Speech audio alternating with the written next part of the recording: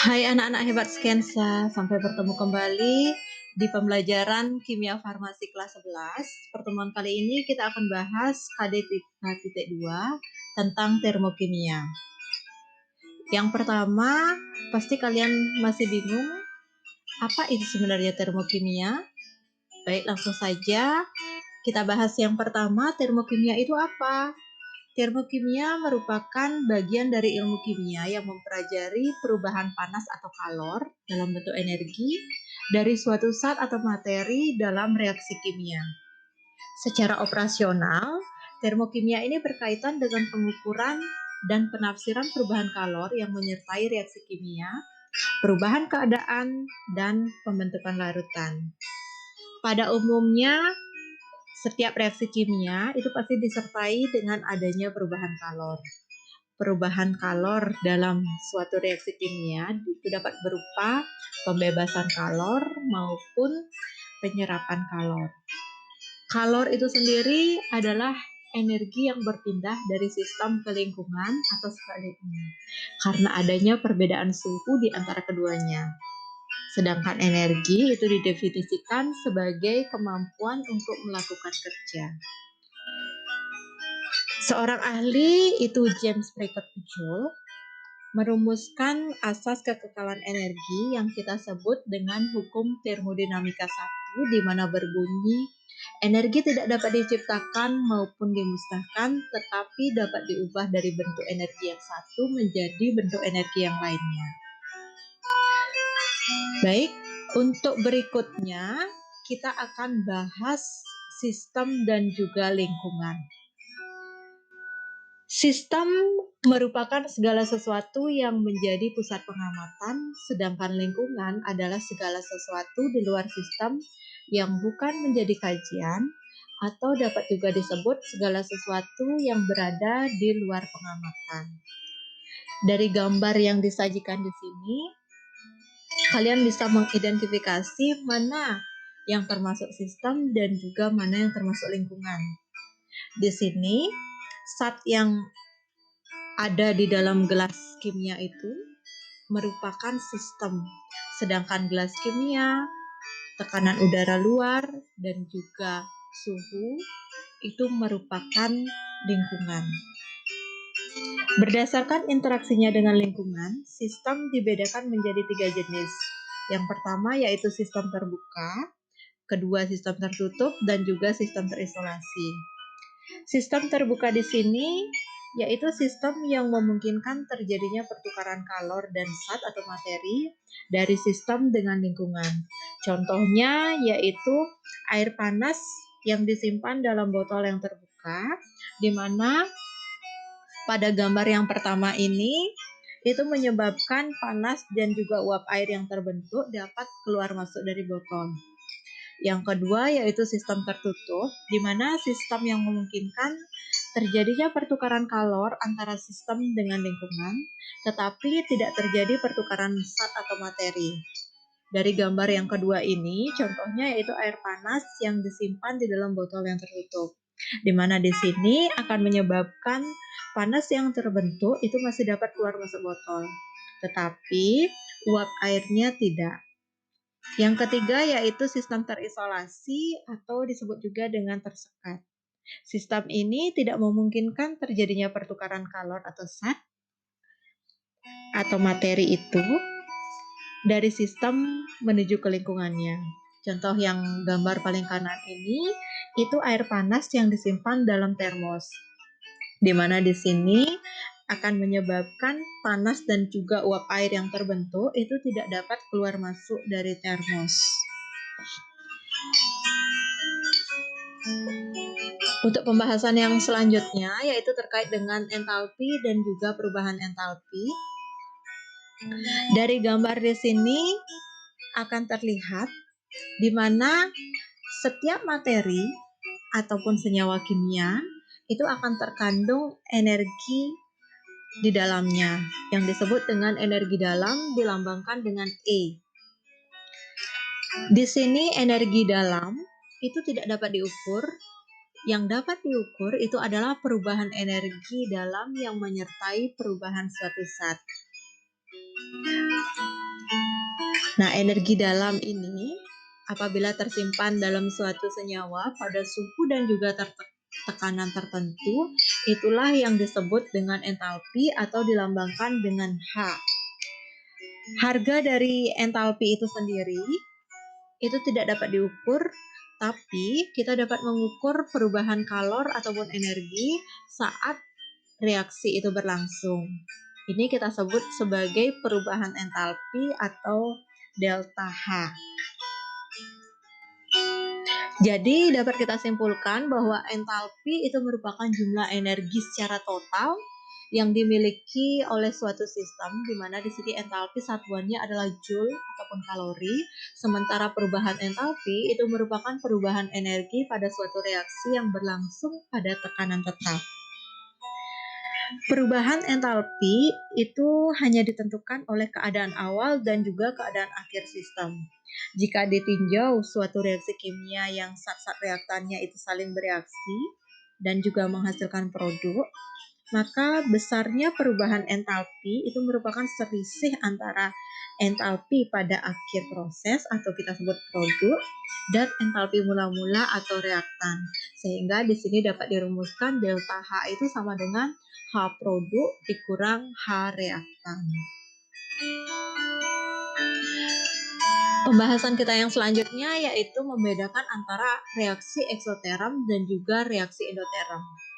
Reaksi eksoterm itu adalah reaksi kimia yang disertai dengan pembebasan panas atau kalor dari sistem ke lingkungannya.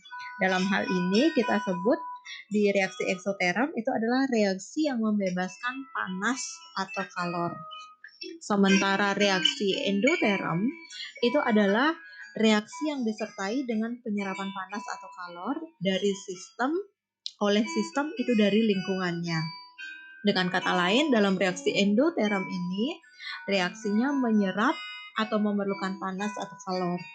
Dari gambar kita bisa lihat perbedaan antara reaksi eksoterm dan juga reaksi endoterm. Untuk diagram tingkat energi, itu kita bisa bedakan bahwa dalam reaksi kimia, ini eksoterm yang bersifat eksoterm, energi yang terkandung dalam zat-zat hasil reaksi atau entalpi produknya itu akan lebih kecil dari energi zat-zat reaktannya, atau entalpi reaktan itu disimbolkan dengan R. Jadi, di sini akan menyebabkan perubahan entalpi itu akan bernilai negatif delta H. Delta H pada reaksi eksoterm itu lebih kecil dari 0 atau negatif. Sementara pada reaksi endoterm itu energi dari zat-zat reaktannya itu akan lebih kecil daripada produknya. Entalpi reaktan itu lebih kecil dari entalpi produk, sehingga di sini delta H-nya atau perubahan entalpinya dari reaksi ini akan berharga positif. Delta H akan lebih besar dari 0.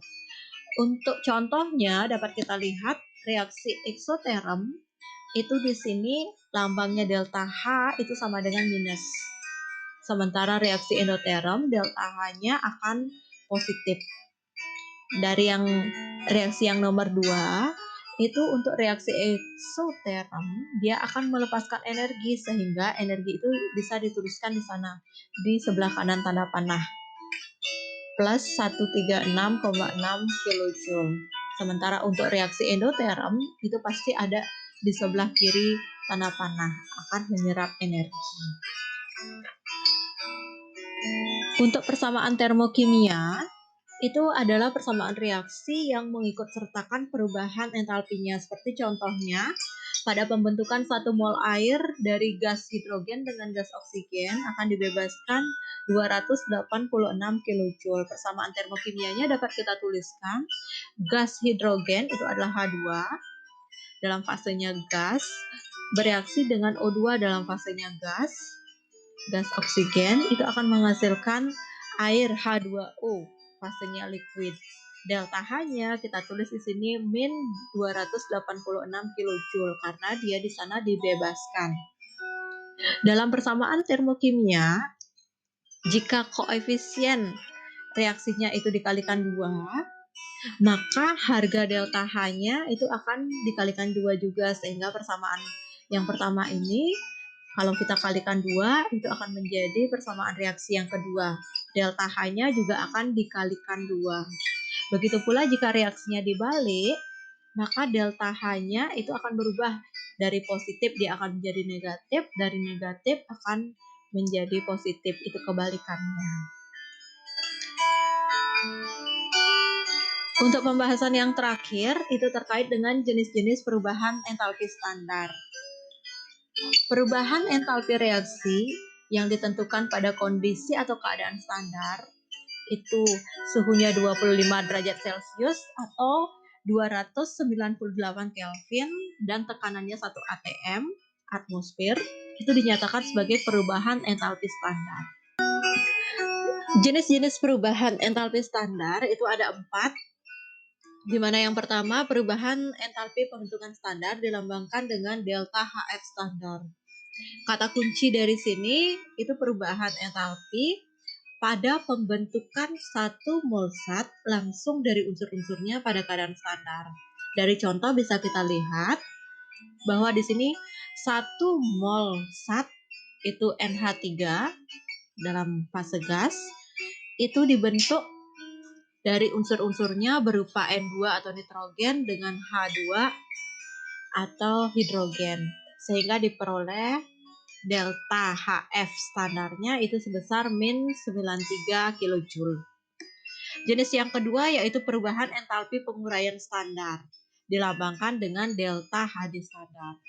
Di sini kebalikan dari perubahan entalpi pembentukan standar, di mana pada penguraian standar itu kata kuncinya menguraikan 1 mol zat langsung menjadi unsur-unsurnya pada keadaan standar. Pada contoh bisa kita lihat 1 mol CO2 itu diuraikan menjadi unsur-unsurnya, yaitu karbon dan juga oksigen. Yang ketiga itu perubahan entalpi pembakaran standar, dilambangkan dengan delta Hc standar. Di sini perubahan entalpi itu pada pembakaran sempurna 1 mol zat yang diukur pada keadaan standar. Pembakaran di sini dapat kita artikan dengan direaksikan dengan O2.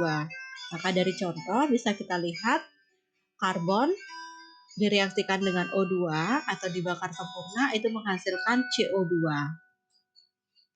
Pada contoh ini kalau kita lihat C tambah O2 menjadi CO2, ini juga bisa kita kategorikan selain perubahan entalpi pembakaran standar juga perubahan entalpi pembentukan standar, karena 1 mol CO2 itu dibentuk dari unsur-unsurnya C dan O2.